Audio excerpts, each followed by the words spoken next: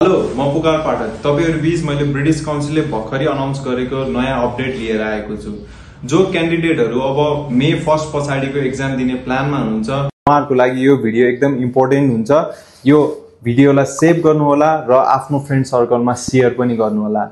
यदि तपाईहरु आजको लागि प्लान गर्नु भएको छ भने मे 1 पछाडी तपाईले अब पेन्सिल इरेजर र शार्पनर युज गर्न पाउनुहुन्न। It means that you are going to use pen for your whole exam test. पहिले ब्ल्याक पेन युज गर्नुहुन्छ त्यही पनि एक्जाम सेन्टरले नै दिएको वाला। So you are not allowed to take any stationery product with you.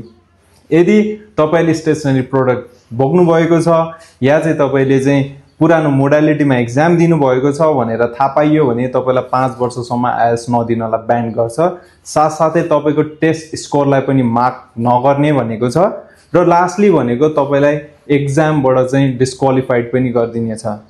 र यो भन्दै गर्दाखेरि तपाईहरुले के बुझ्नु पर्यो भने आजैबाट स्ट्रिक्टली ब्ल्याक पेनको युजबाट आफ्नो आइएल्स प्रिपरेसनहरु थाल्नु पर्यो र जसले मे 1 पछाडी एक्जाम दिने प्लान गर्नु भएको छ यो उहाँहरुको लागि मात्र हो।